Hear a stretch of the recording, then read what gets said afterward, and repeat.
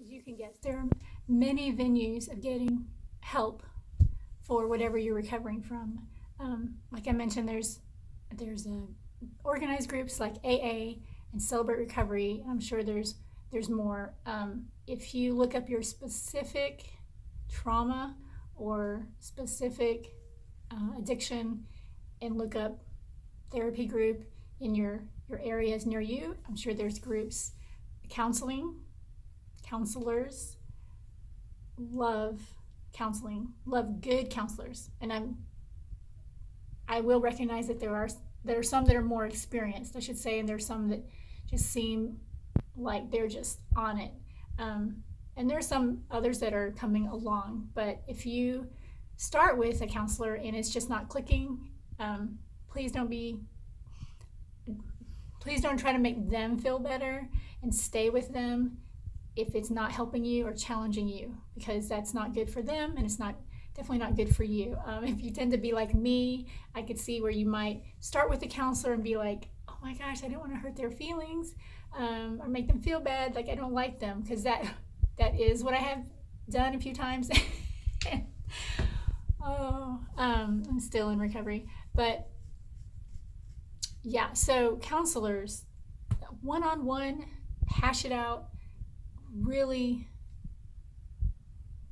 hash it out, because you can't do that in a large group meeting with AA or Celebrate Recovery, and you cannot do that in the small group meeting section of Celebrate Recovery, and I'm sure with AA, because there could be 4 people, 8 people, or more in that small group, and they're each going to get themselves like a window of time to just say what they dealt with that week, and how they dealt with it, or they're going to share what their struggle was and how they didn't really weren't able to overcome that struggle that week.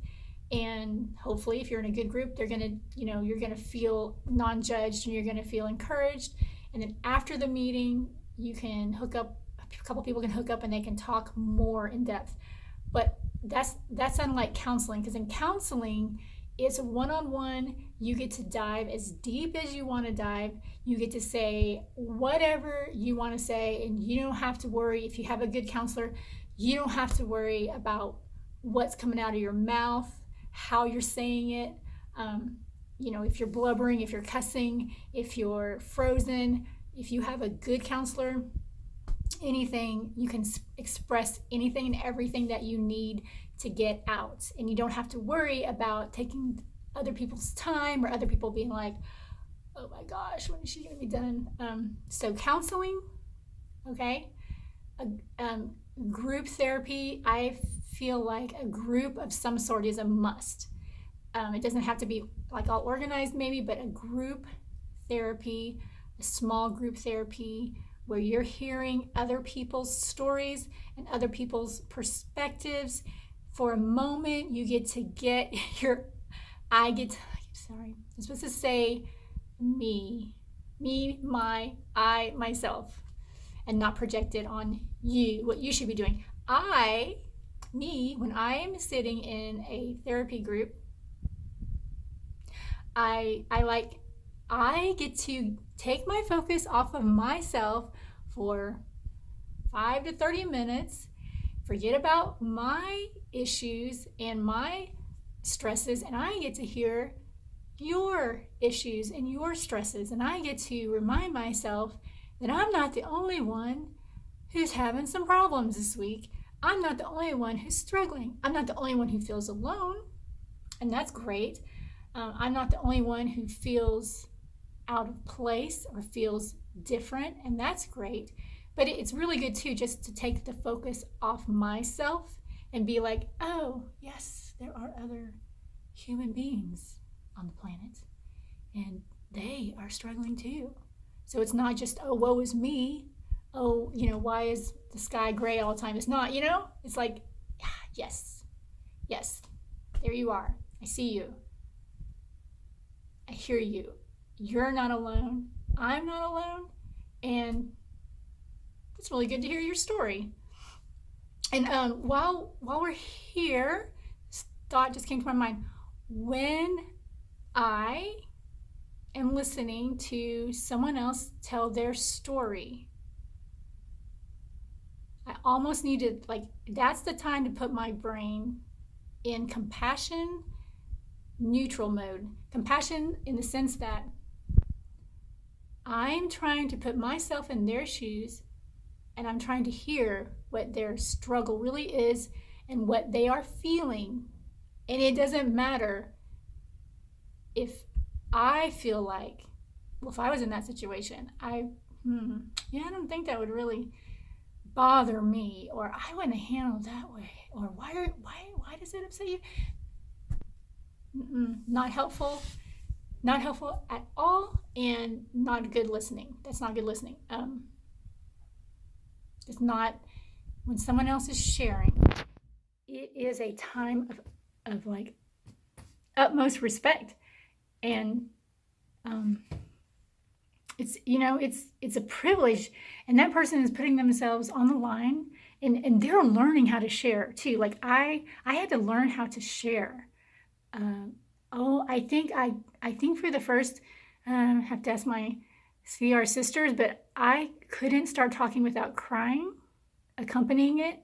Especially like the first sentence, just for people looking at me intently and listening to my words, and me hearing myself speak things that were always just inside, was terrifying. And so I couldn't speak without crying for a long time. And I could stop crying as I began to talk, but there's so much grace needed when someone's talking and sharing and I'm listening, and for all of us who do that. And I had to learn to share. I probably, didn't say things right, or I sounded like I was trying to be too romantic about pain, or I don't know, like maybe I was glorifying pain. I don't know. It's such a process, right? It's such a process even to learn how to share and to speak, and it's hard. It's hard work. It's even hard work because I have to, I have to learn to listen. I have to learn to speak, and I have to, give grace and be patient with the things I'm hearing, and not jump to conclusions of someone sharing something that that's difficult to hear, and not be like, start to be judgmental towards their abuser or towards their something that just wasn't right. Like, that's what we're sharing about. We're talking about stuff that wasn't right. We're talking about stuff that wasn't fair. We're talking about things were not justice. We're admitting things that we've done that are not right, and that are not justice, that are not fair. And so but yeah, here we are, broken people, and we're not really all that emotionally mature yet. But some of us are. There are leaders in every group, and they are, and that's great. So we just have to be so full of grace, and just learn to respect what the person is sharing. So some small group etiquette. And if you have a good small group leader, and some leaders that are they're good leaders, they will keep the small group etiquette intact, which is to listen respectfully, and how to listen respectfully, and those kind of things, which I will say that the Celebrate Recovery group I was in did a great job of that. Let's see. Oh my gosh, I am 9 minutes. I apologize. Too long.